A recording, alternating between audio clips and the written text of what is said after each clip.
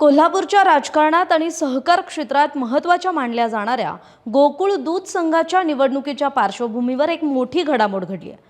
गोकुळ दूध संघातील जवळपास 1200 सभासदांच्या पात्रतेबाबत सुरू असलेल्या न्यायालयीन प्रक्रियेतून वैद्यकीय शिक्षण मंत्री हसन मुश्रीफांनी माघार घेतली आहे। याचबरोबर तत्कालीन दुग्धविकास मंत्री राधाकृष्ण विखे पाटील यांनी या सभासदांना पात्र ठरवण्यासाठी काढलेला आदेश मुंबई हायकोर्टाच्या कोल्हापूर सर्किट बेंचनं रद्द केलाय।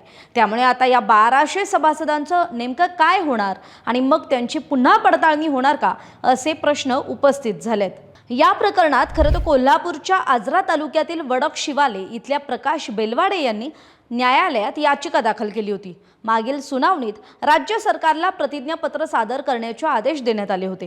मात्र आजच्या सुनावणीत हसन मुश्रीफांच्या वकिलांनी या प्रकरणातून माघार घेत असल्याचं न्यायालयाला सांगितलं।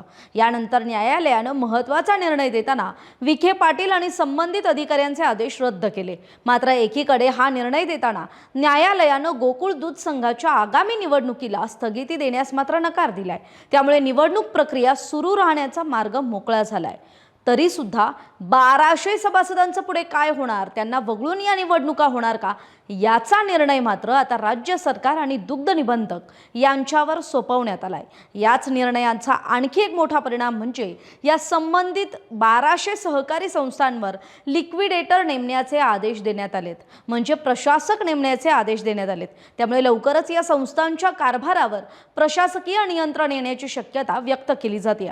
दरम्यान प्रशासक नेमणुकीसाठी आणखी एक याचिका दाखल करण्यात आली असून पुढील सुनावणीनंतरच या प्रकरणातील संपूर्ण चित्र स्पष्ट होणार आहे।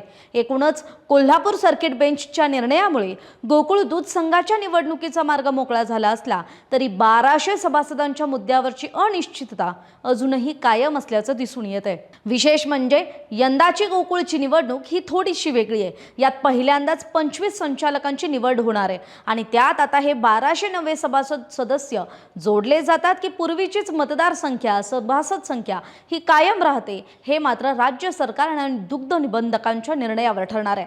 तरी आपल्याला काय वाटतंय, आपली याविषयीची मतं कमेंट करून जरूर सांगा। धन्यवाद। सकाळच्या सर्व सोशल मीडिया प्लॅटफॉर्मला लाईक, फॉलो आणि सबस्क्राईब करा। तसंच सर्व नोटिफिकेशनसाठी बेल आयकॉन प्रेस करायला विसरू नका।